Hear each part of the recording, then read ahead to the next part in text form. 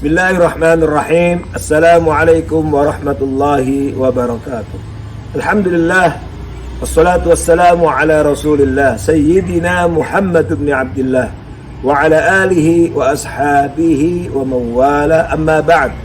Faqala ta'ala fi kitabil karim, a'udhu billahi minasyaitanir rajim, wal yahdharil ladzina yukhalifuna an amrihi an tusibahum fitnah aw yusibahum 'adzabun alim. Shadaqallahul azim. Para penuntut ilmu, saudara-saudara sekalian, pecinta ilmu yang dimuliakan Allah Subhanahu wa taala. Salah satu cara kita untuk mengundang hadirnya barokah dalam hidup kita dan menyelamatkan kita dari berbagai macam fitnah dan siksa Allah Subhanahu wa taala adalah kesungguhan kita untuk belajar sunnah, kesungguhan kita untuk belajar hadis dan semua rumpun ilmu yang berhubungan dengan hadis Rasulullah sallallahu alaihi wasallam. Maka Allah Subhanahu wa taala mengingatkan kita, "Falyahdharil ladzina yukhalifuna an amrihi an tusibahum fitnah aw yusibahum 'adzabun alim."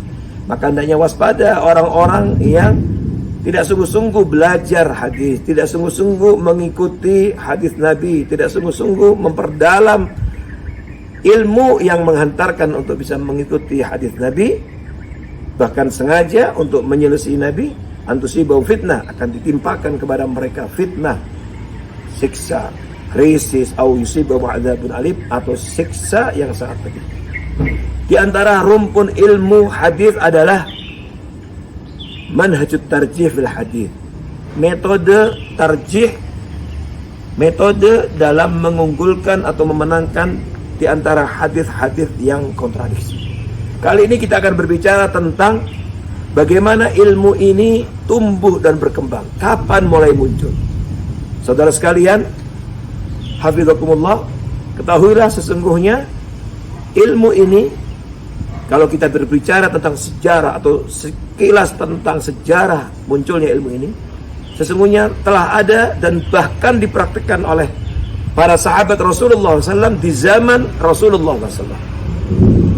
Yaitu ada hadis yang disampaikan Rasulullah SAW ketika Nabi memberangkatkan sekelompok sahabat dalam sebuah misi ke Bani Quraidah, salah satu kabilah Yahudi.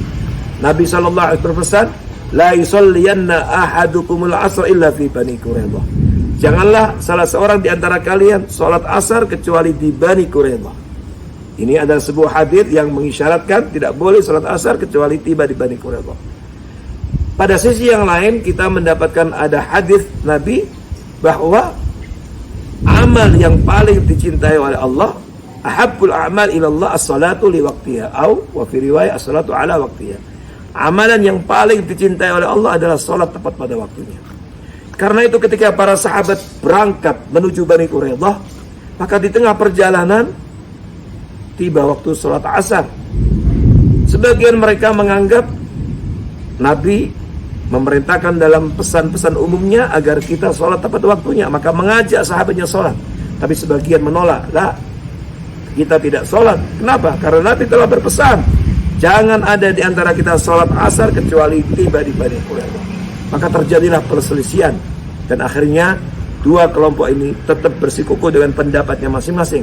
Yang satu mentarjih, memenangkan hadis sholat tepat pada waktunya.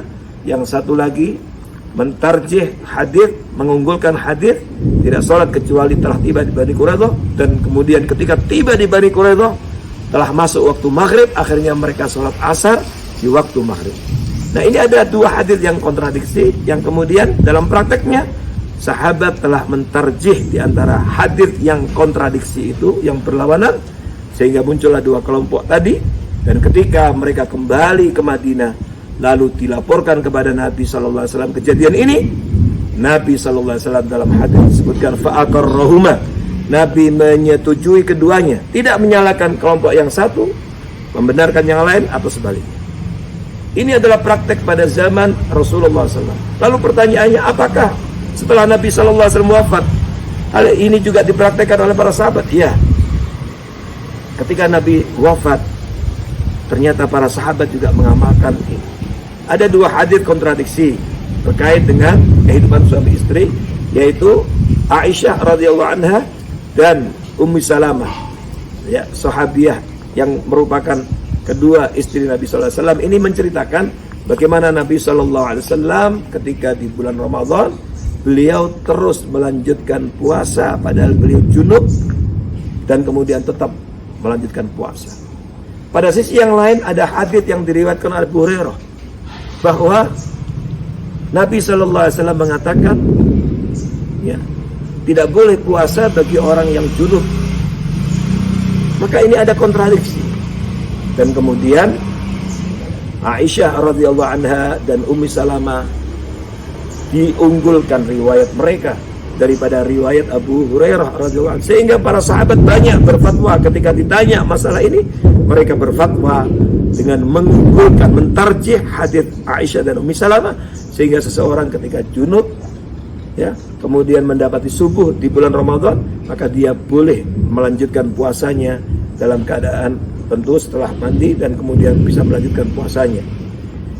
Kemudian mungkin ada yang bertanya, ini di zaman sahabat, apakah kemudian juga terjadi di zaman tabi'in? Naam, terjadi di zaman tabi'in.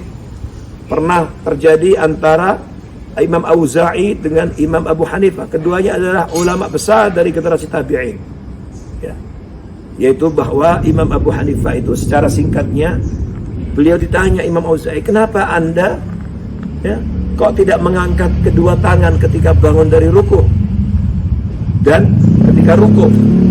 Jadi ada hadis umum bahwa Nabi SAW mengangkat, ya, kedua tangannya ketika takbiratul ihram, Allahu Akbar, kemudian juga ketika ruku Allahu Akbar, mengangkat kedua tangan, dan kemudian bangun dari ruku, Sami'allahu liman hamidah. Nah, Imam Abu Hanifah tidak mempraktekkan itu. Maka Imam Auza'i kemudian bertanya, kenapa anda wahai Abu Hanifah, ketika mereka ketemu di Mekah, tanya, kenapa anda kok tidak mengangkat kedua tangan ketika rukuk dan bangun dari rukuk? Kata Imam Abu Hanifah, tidak ada hadis yang sahih sampai kepada saya. Tapi kemudian Imam Auza'i menyampaikan, siapa bilang? Saya telah sampai kepadaku dari Imam Az-Zuhri riwayat bahwa Nabi SAW mengangkat kedua tangan ketika takbiratul ihram dan ketika ruku dan ketika bangun dari ruku. Dan kemudian terjadilah debat di antara kedua ulama besar ini. Imam Abu Hanifah merasa juga memiliki dalil pijakan yang menyebutkan di situ bahwa, ya, sahabat Nabi mempraktekkan apa yang pernah dilakukan Nabi, tidak mengangkat kedua tangan kecuali di takbiratul ihram. Terjadilah perdebatan sampai akhirnya kemudian sebagian pendapat mengikuti ini, ya, sebagian yang lain mengikuti pendapat Abu Hanifah. Artinya dalam pandangan Imam Abu Hanifah berarti beliau mentarjih hadis yang beliau pegang berdasarkan melihat pada sisi kefakihan para perawinya. Tapi Imam Al-Auza'i mentarjih hadis yang beliau sampaikan, yang sampai kepadanya dari Imam Az-Zuhri. Berarti beliau mentarjih hadis ini berdasarkan ulul isnad, ketinggian sanad.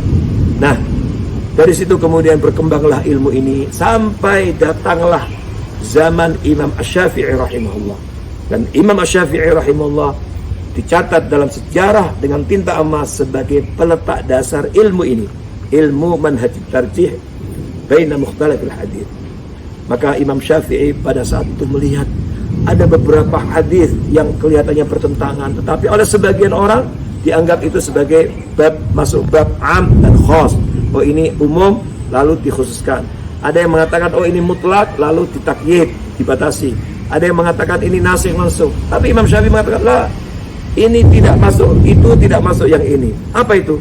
Disinilah kemudian beliau mengkaji dan mengumpulkan, menghimpun dalam satu kitab yang kemudian dikenal dengan kitab Ikhtilaful Hadits. Dan ini kitab termasuk kitab pertama yang membukukan ilmu ini, sehingga Imam Asy-Syafi'i rahimahullah tercatat sebagai awwalu man allafa. Beliau ulama pertama yang mengarang, menulis kitab tentang ilmu ini, yaitu Manhajut Tarjih Baina Mukhtalafil Hadits. Kemudian berkembang ya, kitab ini sampailah kemudian ada ulama-ulama yang lain menulis, termasuk pada akhirnya seorang imam yang dikenal Abu Ja'far At-Tahawi punya kitab Mushkilul Athar, dan ini dianggap kitab yang terbaik dalam urus rukun ilmu ini.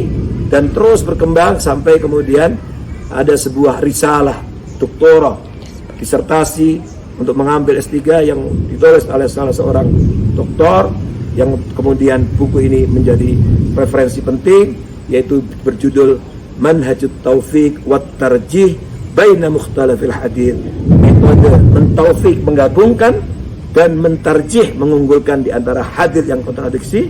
Dan buku ini yang dikalau Dr. Asusa ini adalah salah satu buku yang terkenal dan buku yang bagus, menjadi referensi penting dalam ilmu ini.